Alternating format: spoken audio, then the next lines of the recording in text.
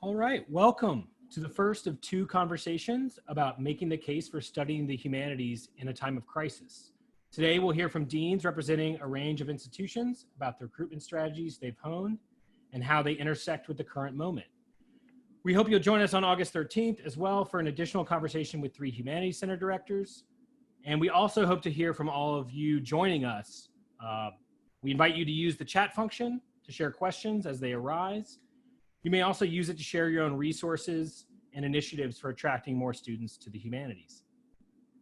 Here at NHA, we've been researching the field of humanities recruitment through our Study the Humanities initiative.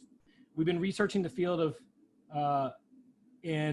through this grant supported by the Andrew W. Mellon Foundation. And through our humanities recruitment survey, we've learned about recruitment efforts at diverse institutions around the country.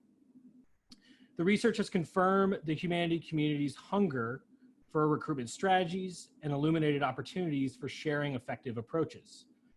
Responses indicated that recruitment challenges, with concerns about job prospects foremost among them, are remarkably consistent across institution types, illustrating opportunities for sharing strategies. We've been delving into these strategies through follow-up conversations with leaders of promising initiatives and impact research collaborations that help us understand what helps shift student perceptions and course taking in the humanities. We're currently developing a comprehensive resource on recruitment strategies, including efforts to articulate career pathways, curricular innovations, marketing initiatives, and activities that foster humanities, community, and identity. We invite you to share with us the things that you are doing on your campuses to promote undergraduate humanities education. And we would be happy to explore the possibility of collaborating to document the impact of the strategies you've developed through research. Finally, we're interested in learning from you about how this landscape is shifting in the context of the pandemic, the crisis in higher education, and the national reckoning over racial injustice. Today, we're excited to discuss how folks are pivoting to adapt to interruptions in their work to address persistent challenges in undergraduate humanities recruitment. And we have with us today Jeffrey Cohen, Dean of Humanities at Arizona State University, Lena Hill, Dean of the College at Washington and Lee University, and Debra Moddelmog, from the Dean of the College of Liberal Arts at the University of Nevada, Reno. Thanks very much to all 3 of you for joining us today. And so now I'd like to invite each of you to take a few minutes to share about your efforts to attract more students to the humanities on your campus before the onset of the pandemic, and we'll shift in a moment to talking about the current moment and how things are shifting. Jeffrey, would you like to start us off?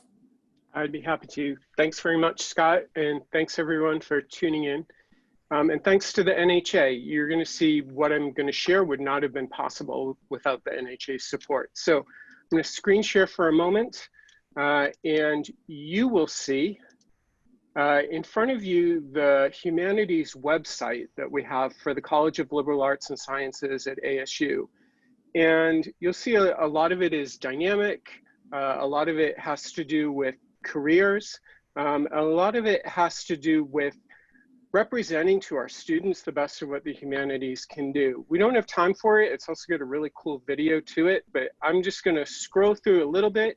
I'll let you see that much of it is career focused. And much of it, and this is to resonate with the diverse students of a large public university, much of it is about being self-activated, having agency, kind of creating a world and a career for yourself. You see it up at the top, it's jobs and careers is one of the central tabs. What does a humanities career look like? One of the things that it leads you to is the National Humanities Alliance Toolkit, which was instrumental in trying to put this together. So everything from our statistics to the getting started to the you name it was inspired there. There's also a whole page full of tiles with different success stories. So any student, for example, who's interested in what to do with a humanities degree can choose someone, find out a little bit more, really imagine for themselves what a life of purpose in the humanities is like. And then it brings you eventually back to what our different departments are. Here at ASU, It's English, which is really 5 different degrees, Jewish studies, historical, philosophical, and religious studies, and international letters and cultures. All of them, let's stop the share. All of them have been popular in their own way, but we have noticed that since we put that website up, since we added a little more excitement around the humanities, it's been a really great recruitment tool, though, as you can imagine, the pandemic and everything else, it threw a monkey wrench just as this was starting to ramp up. So I'd be happy to talk about that later, but for the time being, I'll say that this was the combination of 2 things. One was using the NHA resources, and the second was listening to students. We surveyed almost 800 of our undergraduates here to get at the misperceptions as well as the good perceptions of what the humanities are, and we built from there so that they would gently have the information that they needed to make an informed choice. So, thanks. Thank you, Jeffrey. Lena, would you like to share about Washington Lee? Sure. Thanks so much for having me today. It's a pleasure to be here, and I want to thank Scott for all of the work that he's doing. And it's just so nice to meet Debra and Jeffrey. So I've been at Washington and Lee for 2 years, and WNL is a small liberal arts institution. So we're somewhat different in that. We're focused largely historically on the humanities. But we're comprised of 2 undergraduate units, the college, which is the College of Arts and Sciences, which I'm the dean of, and then the Williams School of Commerce, Economics, and Politics. And I mention that just as well as a highly ranked law school. But I mentioned that division to give you a sense of what kind of liberal arts institution we are.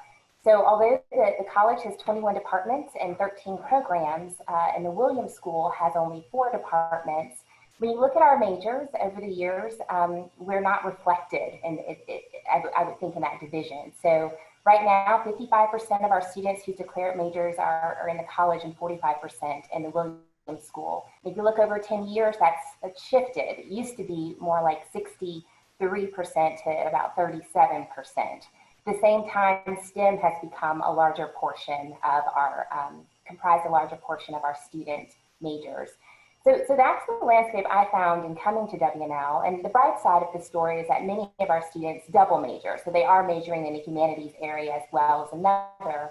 But it was very important for me to first, in terms of what I did pre-pandemic, is just to share the numbers, track the numbers, and make sure that we're all aware, not that we're focused on numbers alone, but that we don't want to rest on our laurels thinking, well, we're great liberal arts institutions, we don't have to keep an eye on whether students are continuing to seek humanities majors. Right now, we used to have only 37% of our students focusing on STEM areas.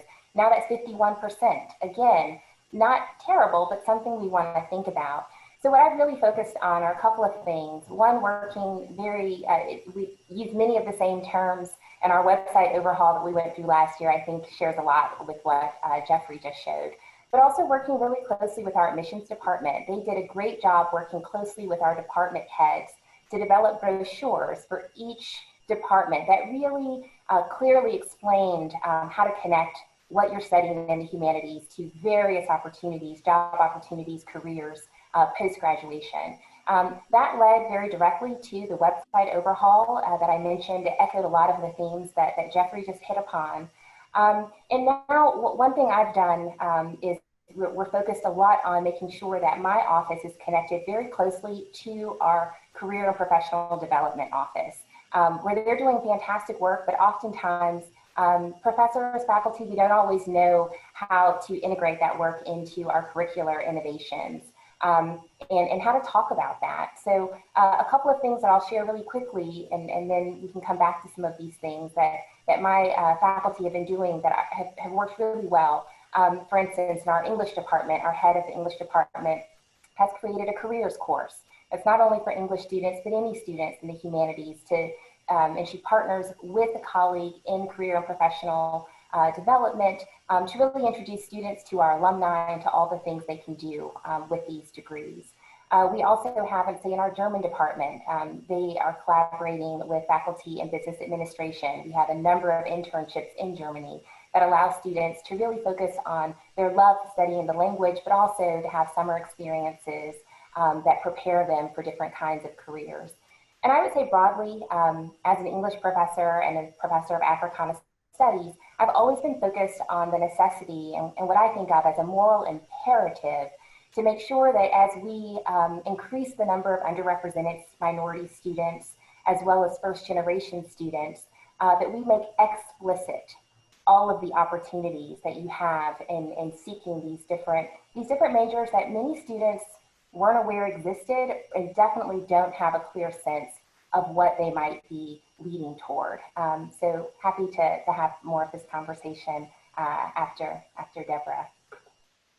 Thanks, Lena. Debra. Hi, everyone. And as Lena and Jeffrey did, I want to thank Scott and the NHA for putting this panel together and inviting me to participate. I find these opportunities very helpful in terms of the conversations that we can have with others who are going through the same experiences we are and finding new pathways that maybe we hadn't thought of that would work at our university. With that said, I want to say that I find I've worked at 3 different universities now, and I find that each one has its own specific opportunities and challenges. And so I don't expect that some of the things that I will say will work for everyone.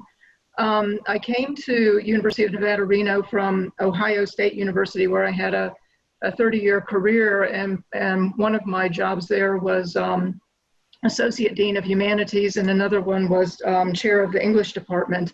And so I've been thinking about humanities recruitment for a very long time. And one of the things that attracted me to University of Nevada, Reno was that it was a growing institution, and the College of Liberal Arts at the time that I arrived here was the largest college on campus. And coming from an institution where the arts and humanities were struggling and declining, I thought, wow, what would it be like to be at an institution where they're actually growing? And then the other thing that attracted me here was diversity, equity, and inclusion. It's been a focus of mine for many, many years, and I saw great opportunities here in Northern Nevada to increase and build that part of our university and part of our college. I do want to say that one of the things that I've done since I've gotten here, and this is a difference between Reno, Nevada and Columbus, Ohio.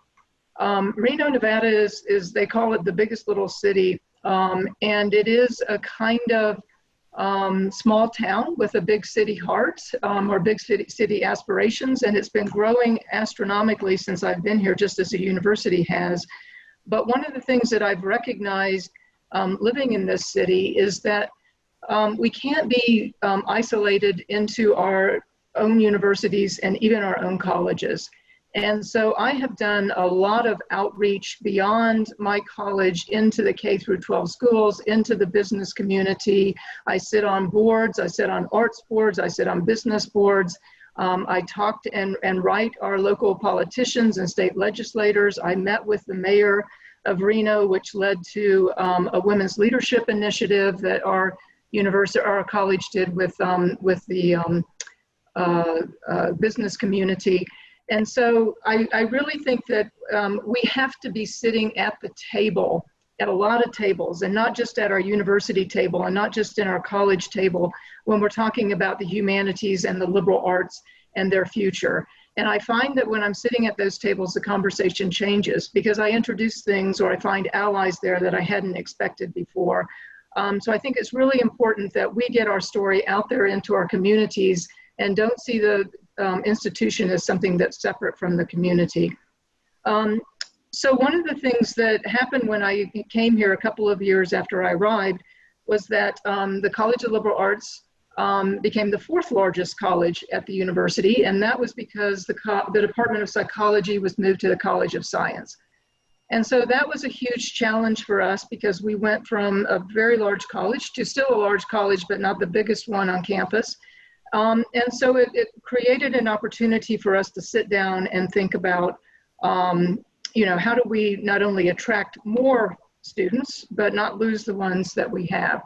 And so just briefly, and I hope I can come back and talk about this further, but we had 6 working groups, and the one that rose to the top that had the ideas that I think attracted us the most was applied liberal arts. And so the argument that we came up with was that liberal arts across the country, if you read some of these reports that come out and some of the work that the NHA has done, liberal arts students are often seen as very attractive to employers. They have communication skills, critical thinking, creativity, problem solving. But one thing that employers say across the board is that they don't have enough applied experience. And that they need opportunities such as internships or more real world experience before they get out there looking for their first job or seeking their career.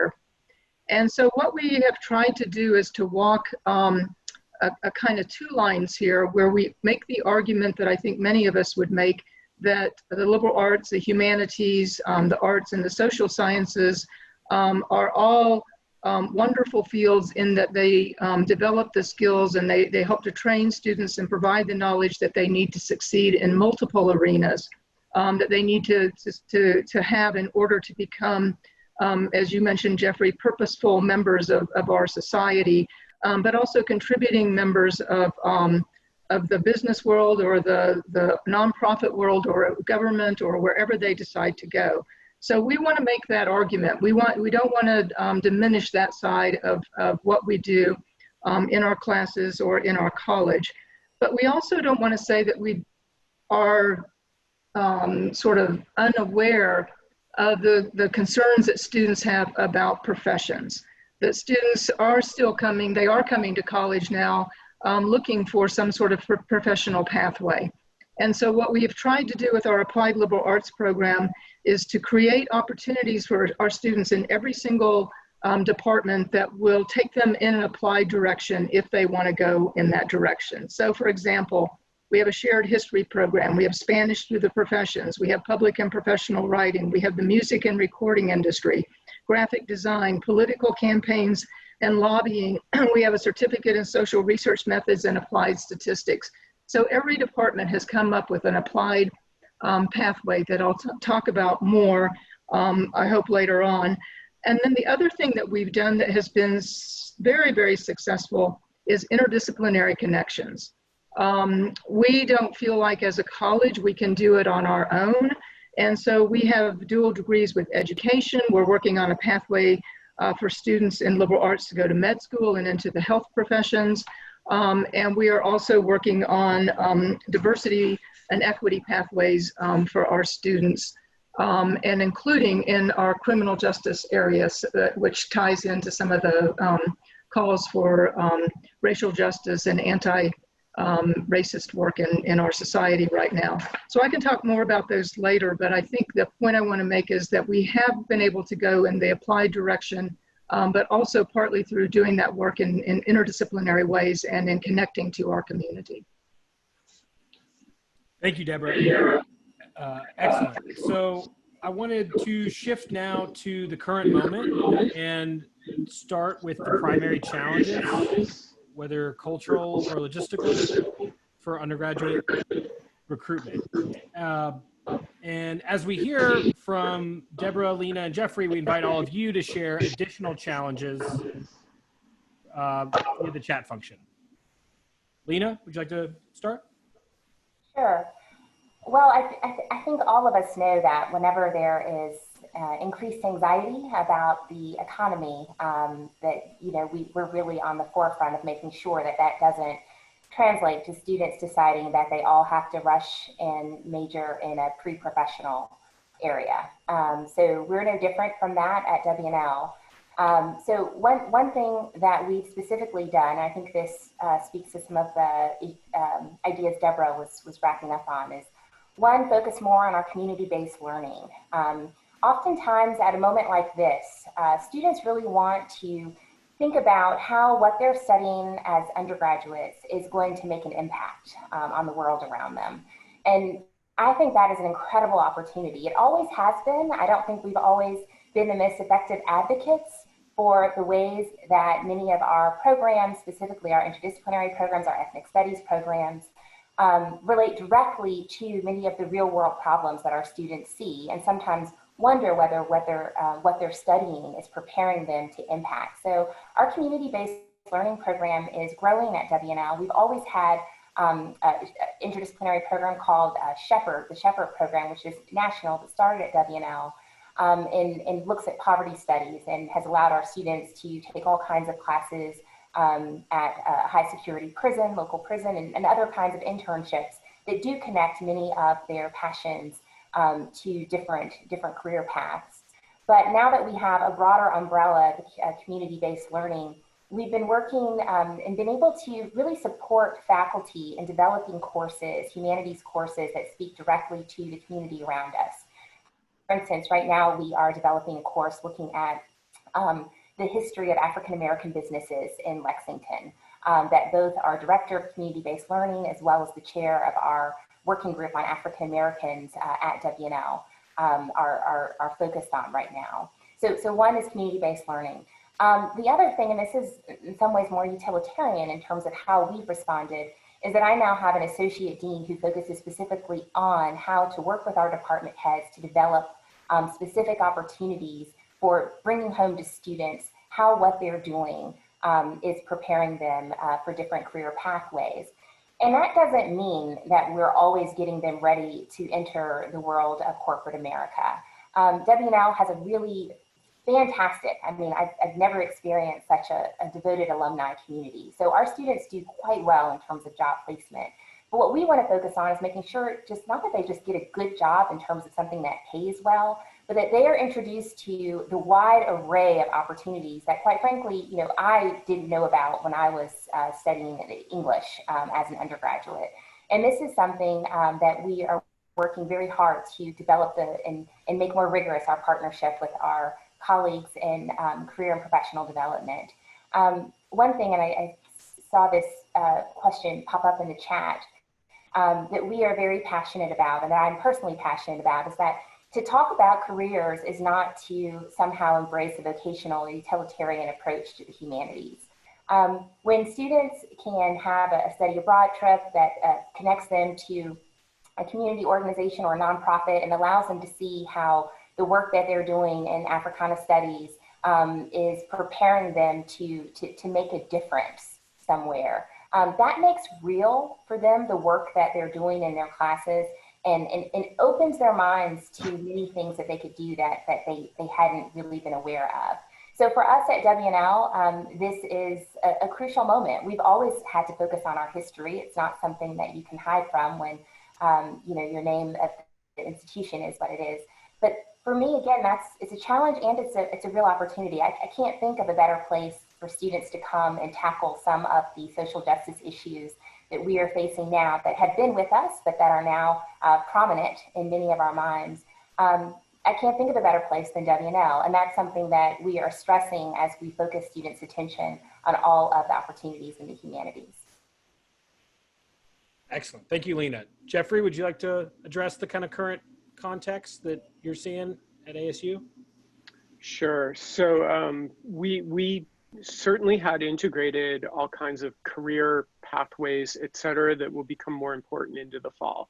We have within the college itself an institution called the Future Center, and students can just show up there and learn anything about various career pathways, but also graduate schools, get the kind of counseling that they need in order to put together a sort of life plan.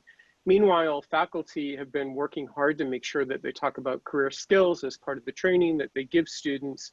All of that was in place pre-pandemic. What I've noticed in the wake of the pandemic is that our enrollments for new majors on campus are down. I think it's because students are nervous, and I don't blame them. They want to ensure that they're going to get good careers out of the investment that they make in their college education. We have seen that the pre-professional programs, but also STEM programs have had a rise. So we're not down in enrollments, but it just kind of moved over there. And I've been at ASU long enough to see how this will play out. There'll be a certain body of students who, once they hit, say, certain math courses or certain statistics courses or certain other courses that make them feel like they either haven't made a good choice, or sometimes make them feel like they're not up to what they're doing, which is a terrible situation to be in. when you feel like this is, you know, a choice that you're stuck with, or that it doesn't thrill you, or it's just beyond the world that you want to be in, there is an opportunity there, I think, and I've talked a lot with humanities faculty about this, to ensure that no student feels like they're a failure just because something doesn't appeal to them that should. So we do a lot of work to ensure that it's really easy to switch majors, that every student feels like they can do something that they're passionate about, that actually makes them really happy, and knows that it's going to lead to a good outcome.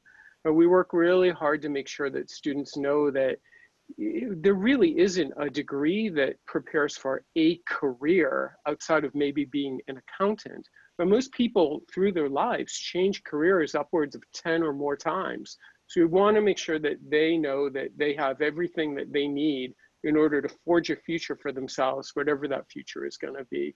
So a lot of it is really just making sure that students know how good they are, how competent they are, making sure that they realize they have agency over their own future and make those decisions and be proud of them. And I will say, you know, ASU is an access-oriented university, so we welcome anyone. If you're admitted to ASU, you're admitted to any of the humanities majors. We're not elitist in the least. So it is our charge to ensure that anyone we admit succeeds. And we work really hard to make sure that people feel like they are capable of making it to the end and then going on and doing great things. I think all of this has been exacerbated by the pandemic, when our students are especially nervous. I see it already in the emails that we get. I see it already in the hesitance to sign up for some of the majors that used to draw more. It's not been catastrophic, but there has been a downturn. So it's something that we'll keep in mind for the fall. Thanks, Jeffrey. Debra, would you like to talk a little bit about the challenges you're seeing? Yeah, and actually I want to follow up on something that Lena said, and then on what Jeffrey was just talking about. I think, you know, Lena, you mentioned that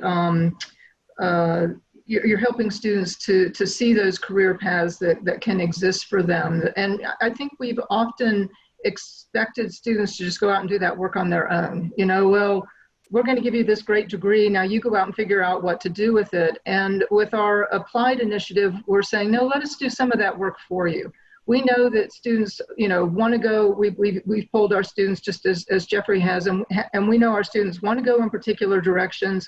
We know that we have coursework and faculty who are experts in certain areas. And so let's create some opportunities for them so that, you know, they are more able to move in that direction. And it doesn't even have to be a liberal arts major who can take some of our applied programs. It can be a major from another college who maybe wants to pick up a minor in public and professional writing, or who is interested in our shared history program and figuring out what public history is all about, or who wants to know more about Spanish in the professions and how you use Spanish in different professional settings. So, you know, hopefully that just gives students a little more guidance to something that they already had to do with their degrees, and we were sort of asking them to go out there and do that themselves. But speaking more about the current moment, I think one of the things, Jeffrey, that I'm hearing you say is that we need to provide students with the kind of infrastructure that they need, a kind of personal infrastructure for success. And that is not just in terms of, you know, what courses do you need to take and, you know, what do the careers look like, but it's about what opportunities do you have here for gaining leadership, or for making connections, or for working with the community, for figuring out some of the extra skills that you'll need in order to do the kind of work that you want to do in the future. And so I'll just mention a couple of things that we've done that I think help our students with this, but I really think we're going to have to do more of it now with the COVID crisis. And we were moving in that direction anyway, but I really think our college and our university needs to do more of this. So the first thing that we did was we have our own internship coordinator in the College of Liberal Arts. So we work that person is in the Career Center, but that person works directly with liberal arts students to find internships or to develop internships that would be of interest in our departments and for the students in those departments. But this person also helps to run we have a program here called Nevada FIT, and FIT is F-I-T in all caps, which stands for Freshman Intensive Transition. And this is a program where students come to the university a week ahead of this fall semester, and they take a series of workshops. They are in usually a math class, but some kind of class where they kind of see what college class is going to be like. They have their own mentors. They're in what's called a pack of 6, and they have their own mentors who are upperclassmen who help them kind of navigate the university and figure out what they need to succeed. Obviously, that program is not going to be operating in person this year because we can't get 4,000 students together in close quarters to take these classes and to do these things. But the person who is leading that program is still reaching out to those students. We're having virtual open houses with our departments, and we are trying to give them some sort of virtual experience so that they get more of a community sense, that they're coming into a community, that they know some students before they get here, they know some faculty members before they get here, and really get some of the tools that they need to succeed. And then the last thing that we've done, and this is in terms of trying to retain the students that we already have, is we have a cohort of probably 7 to 10 advisors in our college, specific to our college. They have spent all summer reaching out to our current students to say, how are you doing? What do you need? Do you need a computer? Do you need a better internet connection? That's a lot. We have at least 3,500 students. That's a lot of students to reach out to, but they have reached out either by email, by text, or by Zoom to all of those students to find out how they're doing and just to find out, why haven't you signed up for classes yet? Is there anything we can do to help you with that? How are you doing? And is there anything that we need to know in order to help you become more successful? And that kind of one-on-one outreach has been incredibly helpful in terms of making our students feel connected and helping them to understand that we care about their individual situations and we want to find ways to help them get back to the university and to help them succeed with what they want to do. Thank you, all 3 of you, for those very instructive responses. I wanted to take a few questions from our folks who are joining us. One thing that people just wanted to ask y'all to quickly clarify for context was, have your institutions gone all or mainly online for the fall? And how do you think this will affect enrollment? Maybe just a real quick answer on that, if you can. ASU announced yesterday that it's using a hybrid model. So there will be students in the classroom, but every class will be accessible by Zoom for students who don't feel comfortable showing up. And for faculty who, for various reasons, can't be in the classroom, it'll be Zoom mediated. But it will also say that ASU has a very large online enterprise that's part of what we do. So of our 4,211 humanities majors, about 50% of them are online, but they count as full ASU students. And then the summer melt, do you think that that's going to be a factor? So maybe not so much because there's a... Our enrollments are down 1% over last year, but last year was the highest enrollments we ever had. So they're back to the year before last. So there's almost no effect of COVID. Okay. Sorry, Lena? No, so far, WNL is, we have 1,800 undergraduates and about 400 law students, so we're small.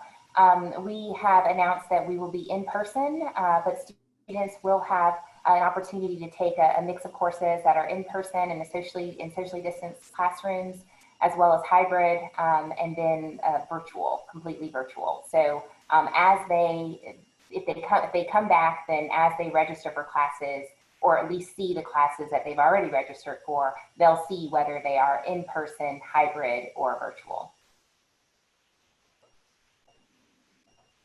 And any kind of sense of the enrollment impact that you expect? Yeah, so far we're holding steady.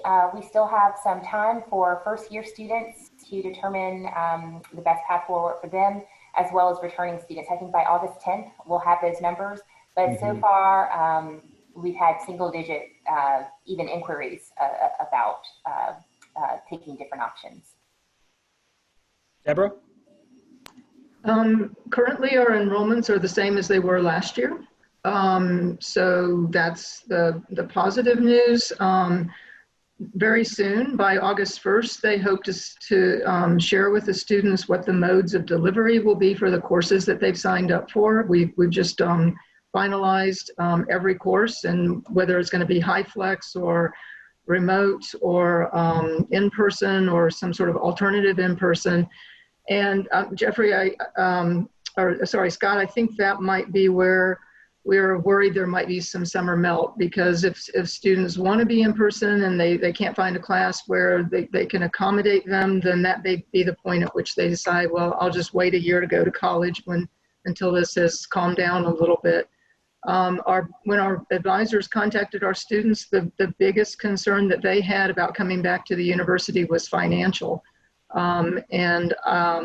You know, we have some emergency funds to try to help students through that, and we're working on some scholarships, but you know, in some cases, students simply can't leave their families or leave a job right now because the financial situation is just so difficult. So that could be another, you know, as our finances in the country decline, and if this Second CARES Act doesn't provide the kind of support that families need or businesses need, we could find that our fortunes start to fail as well.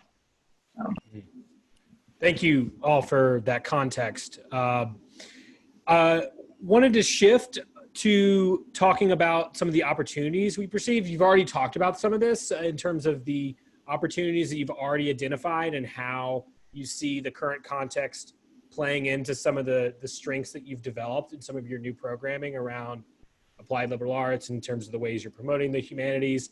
I'd also love to hear about kind of, and maybe we could also, you know, move beyond the economics, but also the cultural moment that we're in with the national reckoning with racial injustice, and talk a little bit about how, also just kind of the existential experience of the pandemic and how this is maybe creating some openings for seeing the very practical value of the humanities for life and work, and how those two are not at odds with one another, but actually may reinforce one another.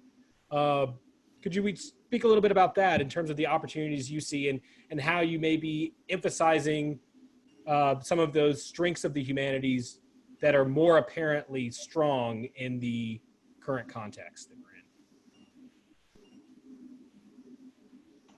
in? Scott, I'd be happy to start on this. I mentioned earlier that one of the things I've focused on in my career is diversity, equity, and inclusion. And one of the things that drew me to UNR was some of the possibilities I saw here for building in that area. We have a new strategic plan that starts by saying that everything we do is infused with considerations of diversity, equity, and inclusion. That doesn't matter whether it's recruiting or hiring faculty or retention or our policies and procedures, that has to be at the forefront of everything that we do.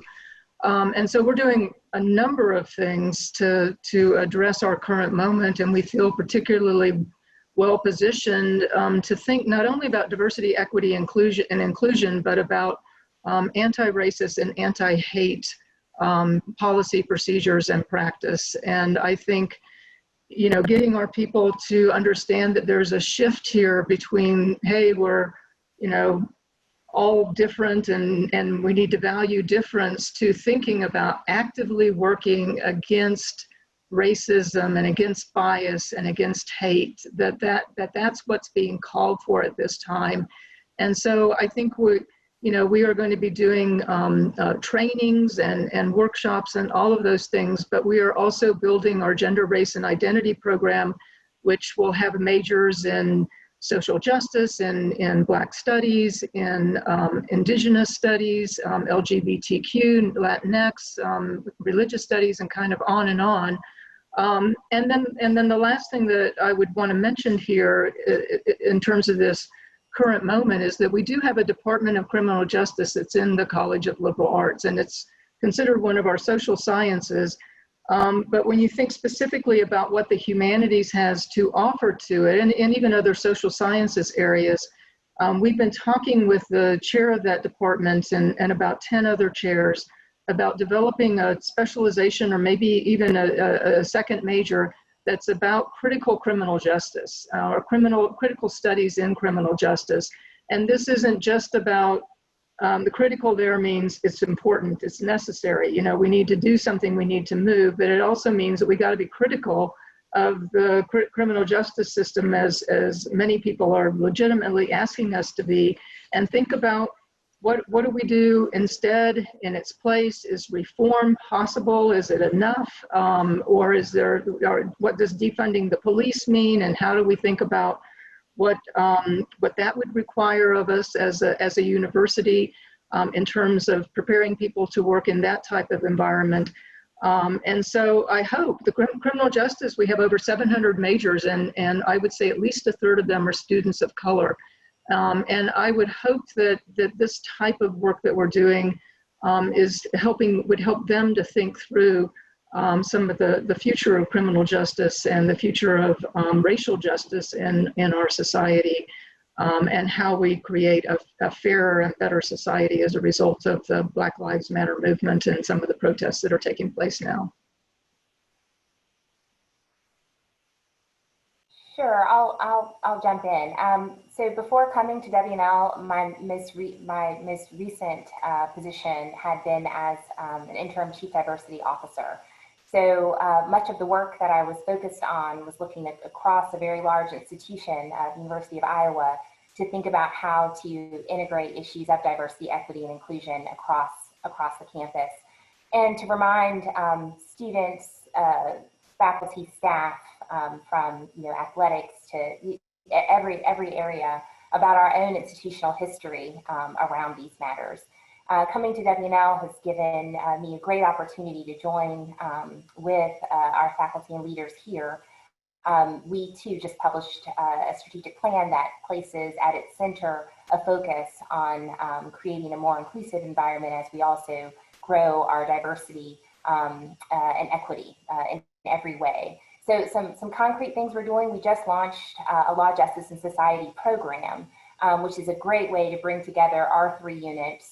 And more particularly, we specifically didn't want it to be legal studies. We wanted to draw on the humanities in a very explicit way to think about how to introduce students to the ways that they could make social justice impacts based on the things they're studying, whether it's a literature class on law and literature that we have that we'll be featuring this year, to working alongside law students in our immigrant rights clinic. So there are all kinds of opportunities for students to seek there. This year we have a first-year read that's going to look at some of Ibram Kendi's work, who wrote How to Be an Anti-Racist. So making sure that as students come in, as we welcome them into this small liberal arts environment, that we ask them to contemplate these issues. Another thing, we recently hired a wonderful director of institutional history, and she has helped us as an institution think very explicitly about our institutional history, being a school in the South that is a really rich space to have these conversations. I taught a course last year in African American literature where when we read Booker T. Washington's Up from Slavery, we were able to go to the plantation where he was born. We were able to go to our back campus and see artifacts that are from enslaved people who were, in this space at the same time that this institution was founded over 270 years ago. So these are the kinds of conversations that we have just made explicit that have been present. One thing I'll say that I'm very excited about that we are involved in now is really making sure that across every area we're challenging faculty to think about how to integrate issues of diversity, equity, and inclusion, whether it be bringing speakers in, whether it be training, whether it be implicit bias training for search committees, that across the institution, we're thinking about how to do this effectively. Our theater department is thinking about how to support different performances that feature diverse people. But one thing that is undergirding that, I think, is how we talk about some of these issues. And I think many of us who've been thinking about connecting with community partners have become more cognizant of the importance of making sure that we don't talk about these connections in a way that verges on a kind of savior complex, but rather that we talk about how do we make our students, how do we give them the competitive advantage that we need to go out into society and make a difference. And so some of it is not just a program or an individual class, but how do we approach this broader issue in a way that resonates with our students, that makes sense to their parents, and that we can all get on board with. I know many of us think about how to talk with our colleagues who sometimes can feel defensive. I don't want to have to explain why literature is really important and is something that no student should have to apologize for feeling passionate about. But it's not mutually exclusive to then tell them these are the things you can do with a literature degree. So making sure that we are not just giving students the language and the ability to make these connections, but that we ourselves are comfortable having this conversation and understanding that this all goes together. And I think as an institution, we're in a really good space in terms of seeing this across the board. All right. So it's interesting to see that there's quite a confluence among our institutions for things that we're attempting to achieve. So just very briefly, I would say at Arizona State University, what we were trying is to activate some of the infrastructure that we already had. For example, in our School of Social Sciences, but really suspended between social sciences and humanities, is a School of Social Transformation. And that really takes social transformation seriously. And they've got a Justice Studies program. It's where much of what would usually be called ethnic studies lives, but it really is scholars who are at the boundary of social sciences and humanities. We're trying to work more closely as a humanities unit with such schools. We also have the School of Transborder Studies, which here in Arizona really matters. It's a socially activist school that attempts change in the world. Another thing that we've tried hard to do is to move away from simply talking about equity, diversity, and inclusion to put justice first. So it's justice, equity, diversity, and inclusion, which has a great acronym to it, JEDI, but it really puts the emphasis on action first and foremost. And then, we don't want it to get lost in the endless maze of reporting and committee work and all that. We really want it to be a catalyst for change in this university. So we've tried hard there. I will say another thing that we've taken very seriously at this moment is the public responsibility of the humanities to inform national conversations. So part of what we've done in the wake of the pandemic is to bring discussions that ordinarily would have happened here in Phoenix around Arizona State University, where we fly people in, and we can have large-ish gatherings, maybe 100 people conversing about something. But by taking them onto Zoom platforms and making them publicly accessible, we have noticed that we are whetting an appetite for this kind of conversation and work, especially when it comes to the events that we've had around social justice. So for example, the Arizona Center for Medieval and Renaissance Studies, you would think would be the stuffiest thing going. It's not. It's actually our most exciting humanities initiative. It is, I believe, the first Center for Medieval and Renaissance Studies to be headed by a Black woman, Ayanna Thompson. She has revitalized it with an initiative called Race Before Race. They've had a couple of events this summer, all of which have capped at the 500 limit of Zoom for participants in them. The most recent one called To Protect and to Serve, the recording of it's on YouTube. It's really worth your time. That has been a powerful moment of the humanities activating to speak to the moment and yet across long periods of time. Another is our Center for Imagination in the Borderlands, which is headed by Natalie Diaz, the MacArthur Genius Poet that we have on our staff here. Natalie has been tremendous in bringing the work of that center, which brings together Indigenous work, Latinx work, queer work, you name it, into a creative confluence to wider publics, because that just seems more of what we should be doing at this moment. And finally, for anyone who's listening today, ASU Humanities is sponsoring a conversation with Carol Anderson on her book, White Rage, where she will be interviewed by some of our faculty members. Anyone is welcome to join into that. That's, I believe, August 11th. You can find the materials for it anywhere, but it just feels like this is the moment to, yes, of course, we should have conversations among ourselves as a community, but we need to bring them onto a much more national stage if the humanities are to have the impact they deserve to have now. Excellent. Thanks to all of you for those wonderful examples of how you're making those connections.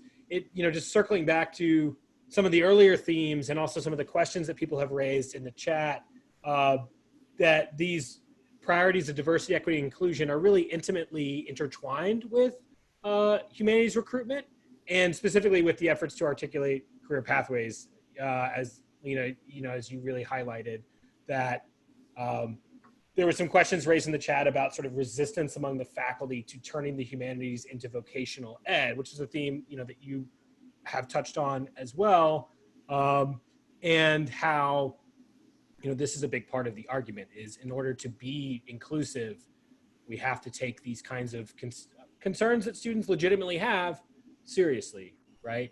I also wanted to shift to another question that was raised that touches, builds off of what you were just speaking about. This is from Kristen Olbertson.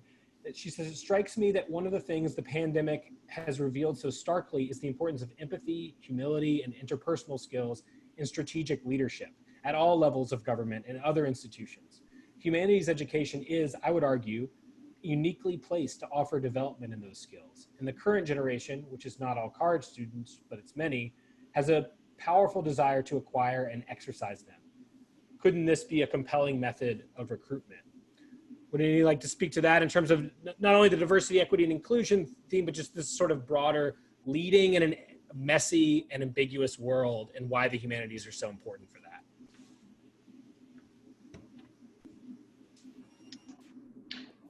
Well, I think that's a brilliant insight, and I keep telling some of my chairs and directors, nobody gave us a playbook for what we've had to deal with in the last 4 years, with the Charlottesville and a pandemic, and the fight for social justice and racial justice that has become so prominent now.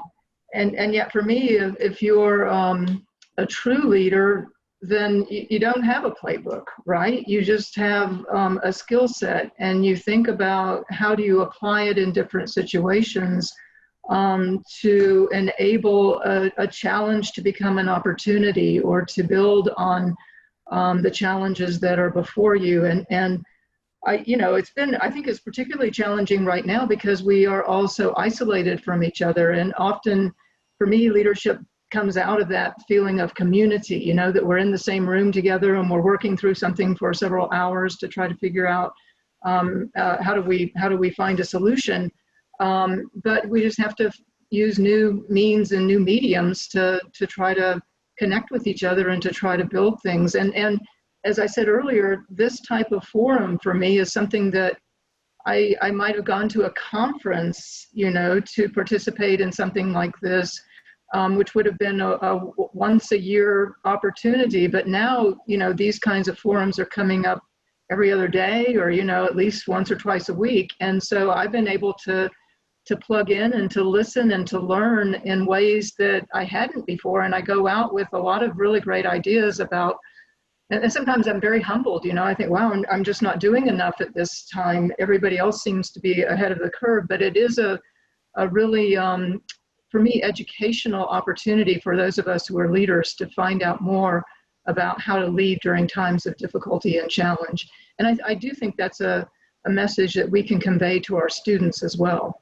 They're seeking leadership advice from us because they're in leadership positions too, or they want to be. And so we should be able to talk to them about how to be a leader during a time of distress and crisis and difficulty, which is kind of where we are right now.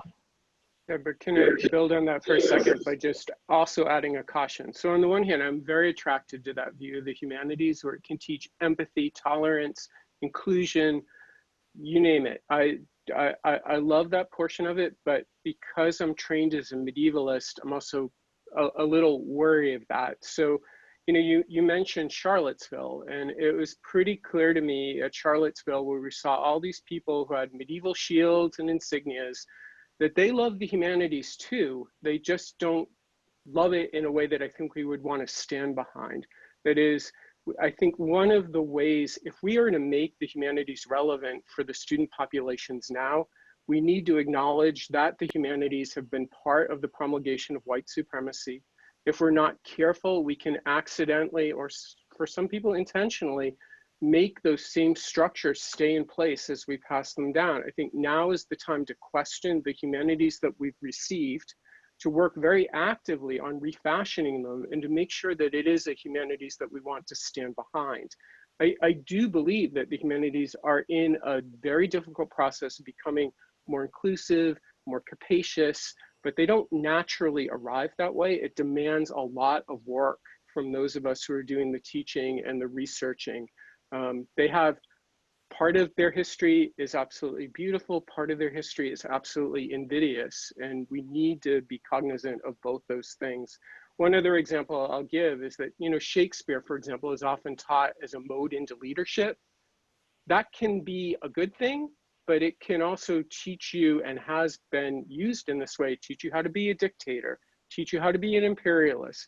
We have to be thoughtful about the kinds of values we want to stand behind as we bring the humanities forward into the future. Yeah, I'll just say briefly, that's really well said, Debra and Jeffrey, to keep both of those sides in mind.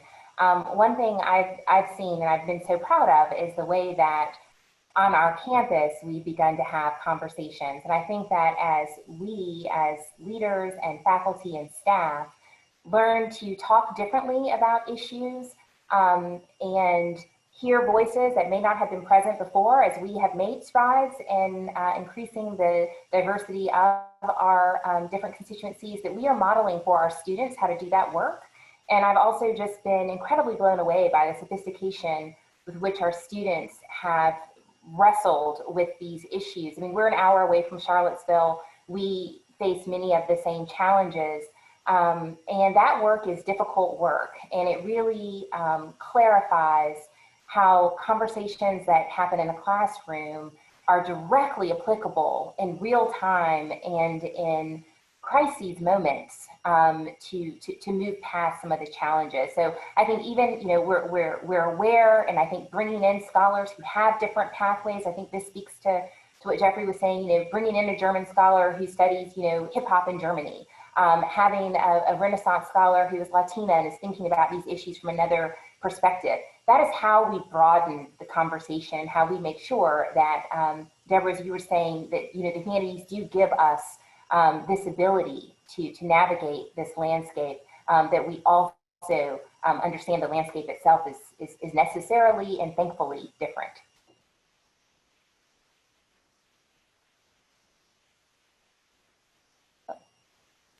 Sorry. Thanks for all those contributions. You know, want to be cognizant of the time. We had a question come in that I just wanted to pivot from. It was a vocabulary related question about the word tolerance. And I was wondering about kind of there's a lot of conversation these days about vocabulary and what is appropriate, what is helpful, what is constructive. Does anybody want to share any thoughts on kind of the role of the humanities in clarifying what vocabulary is most helpful in these conversations, and what is not, and what is not? I saw that comment, Scott, and if I said the word tolerance, I totally apologize for it, because that is a word that I have tried to eliminate from my vocabulary. I think tolerance has the assumption that, you know, there is like a status quo from which we will tolerate people who are different from us. And Tony Kushner says in Angels in America, when the shit hits the fan, we'll see what tolerance is worth. You know, it doesn't go very far if people are thinking in that way, because it still puts you in a position of power over people who are different from you. So I apologize if I use that word. I thought I had struck it from my vocabulary like 20 years ago.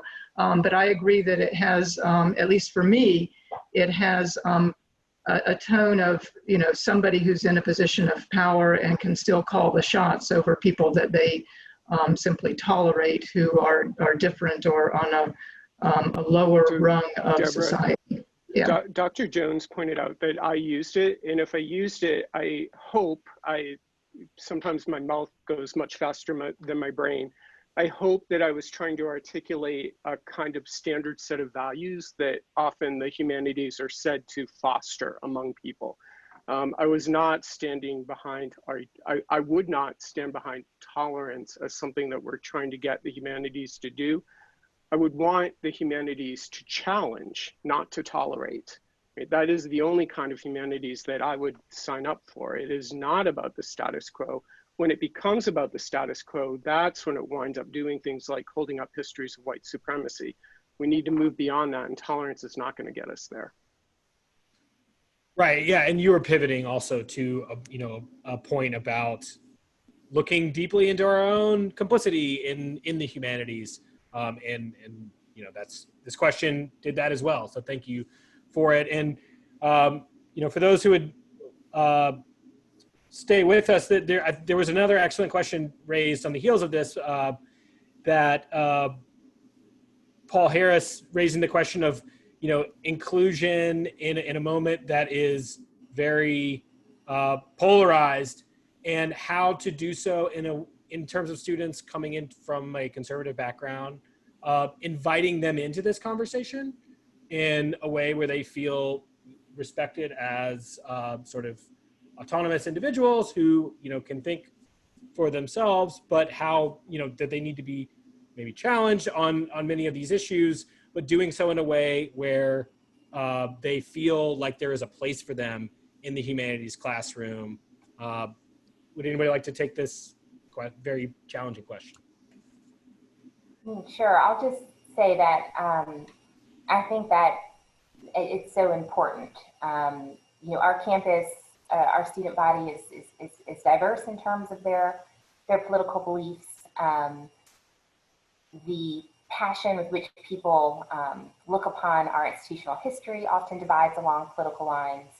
And as we think about doing things such as creating a speaker series to think about the history of African-American protest and social justice, we do want to include an array of voices. I think that if we are serious about teaching students to think critically, we're not teaching them what to think.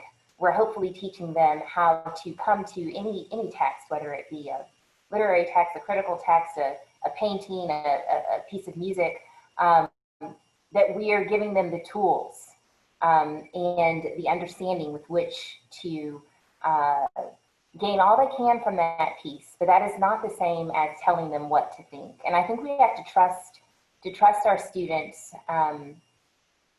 if we're doing our job. And it's not the same as I think some will say, are you indoctrinating them? I think the humanities asked us to do something very different. And that is what to me is so exciting about this moment, and has always been exciting about the work I feel privileged to do and continue to see my colleagues do in such a superb way. I mean, I thought that was perfect. So it's not that we're indoctrinating people, right? Indoctrinating means that you're implanting knowledge and telling people how to think. I think the dangerousness of the humanities, which I fully embrace, is we're teaching our students to ask really difficult questions. We're not giving them the answers, but we are fully equipping them to explore the parameters of the world they inhabit and to think about how they might change it. And the importance of asking these questions has perhaps not been more apparent than it is now. So I'm gonna need to wrap up here as we've run beyond our hour. Thank you so much to all the participants for joining and for hanging in with the conversation. Thanks so much to our panelists for the perspectives that you've shared, and all the excellent work that you're doing at your institutions. There was a question raised about the role of humanities centers in this work, which we're really excited to delve into on August 13th at 2 p.m. We hope you'll join us again for that conversation, and hope you'll have an excellent week. And in the meantime,